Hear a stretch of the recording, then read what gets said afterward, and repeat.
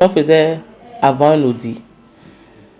Et s'il y a eu un décès, on prenait le dossier, on fouillait qu'est-ce qui s'est passé. Mais avec l'audit à haut impact, on ne prend pas uniquement le dossier de la femme décédée. On prend le dossier, tous les dossiers concernant cette pathologie.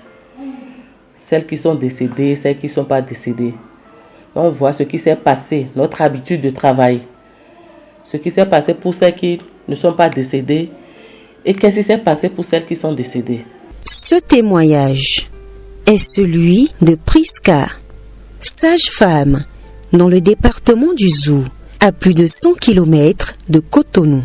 Cette approche dénommée revue à haut impact commence à gagner du terrain dans le système de santé béninois, rassurant les familles endeuillées comme celle d'Immaculée qui a perdu sa belle-sœur. En effet, il y a une semaine, Immaculée a perdu sa belle-sœur à Alada, à environ 40 km de Cotonou. Partie pour une consultation prénatale des suites d'un saignement, la situation a tourné au vinaigre. Ça me touche énormément et ça me fait peur en tant que femme de vivre, de voir de telles situations se produire. Ce drame n'est malheureusement pas isolé. Malgré l'institution en 2013 de la surveillance des décès maternels et néonatals, la courbe de mortalité ne fléchit pas. Face à ce constat, le Centre de recherche en reproduction humaine et en démographie a facilité la création d'une nouvelle approche avec la participation active des acteurs du système de santé. La revue des réussites et des cas critiques pour l'apprentissage et l'amélioration continue de la qualité des soins et des services de santé maternelle et néonatale ou revue à haut impact. Et la revue des cas va permettre de pouvoir agir vraiment sur les causes les plus profondes. Parce que la SDMR, la surveillance des décès, nous a permis de voir ce qu'on appelle les causes superficielles. Maintenant, les causes de ces causes n'ont vraiment pas été analysées de façon profonde. Et la revue des cas va nous permettre d'aller en profondeur pour savoir. Pendant 10 ans, nous avons peut-être regardé en surface. Et maintenant, après 10 ans, nous allons commencer par regarder un peu plus en profondeur pour pouvoir avoir des revues de cas de façon beaucoup plus impactante, qui vont nous dire les causes profondes et de pouvoir agir sur ces causes profondes-là pour pouvoir en quelque sorte switcher les causes superficielles que nous connaissions jusque-là.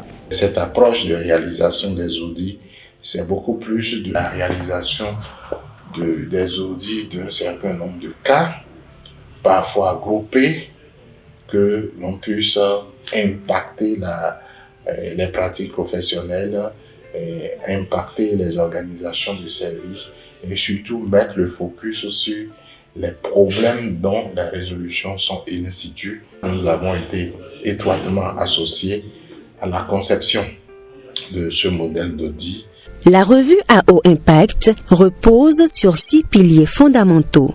Le premier principe met l'accent sur des situations d'apprentissage. Il n'est pas nécessaire qu'un décès survienne pour déclencher un audit. Le deuxième pilier est basé sur la mobilisation effective des parties prenantes, des personnes ayant un intérêt et une influence sur la santé maternelle et néonatale.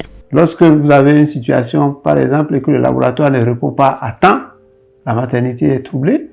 Et lorsque vous avez une situation et que la pédiatrie ne répond pas à temps, lorsque on emmène un nouveau-né en pédiatrie et qu'on ne réagit pas, il y a un problème également là.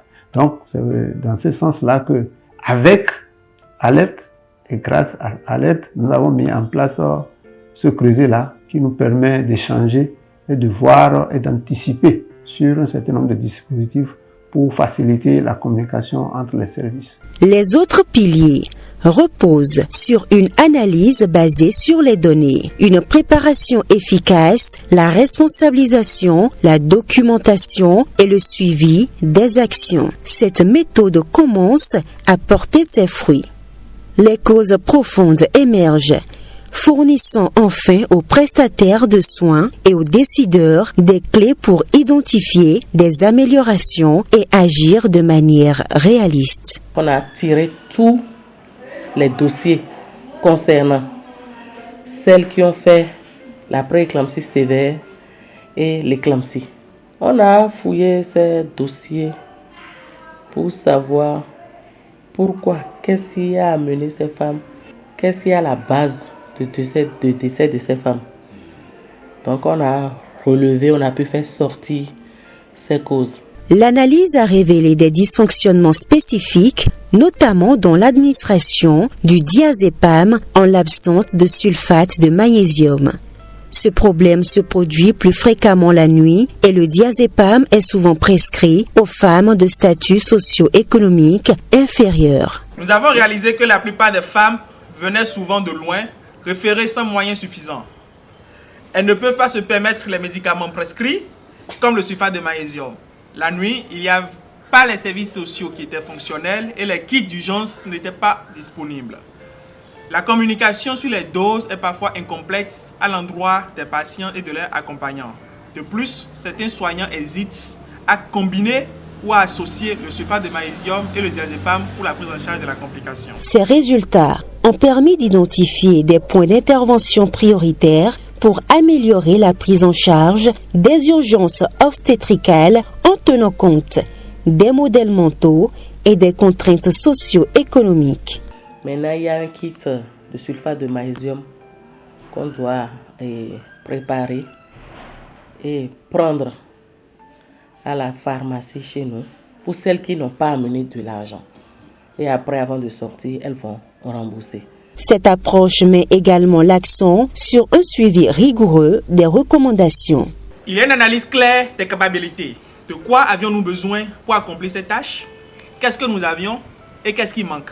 Pour ce qui manque, comment faisons-nous pour combler donc ce gap? Une fois l'analyse des capacités faite, il faut clarifier maintenant les mesures de succès et ensuite, quelles sont les conséquences en cas de succès ou en cas d'échec pour les responsables de la mise en œuvre de la tâche. Avec cette approche, la probabilité de mise en œuvre d'une recommandation est décuplée. Ensuite, nous réévaluons les pratiques pour voir si la mise en œuvre de la recommandation a pu permettre de corriger le problème ou s'il faille reprendre l'analyse et formuler de nouvelles recommandations. Alors que le projet Alerte touche à sa fin, les sages-femmes, gynécologues, décideurs et surtout les familles espèrent que cette dynamique se poursuivra. La phase pilote, pour ce qui concerne en tout cas le CHD Zoupoline, a été un succès.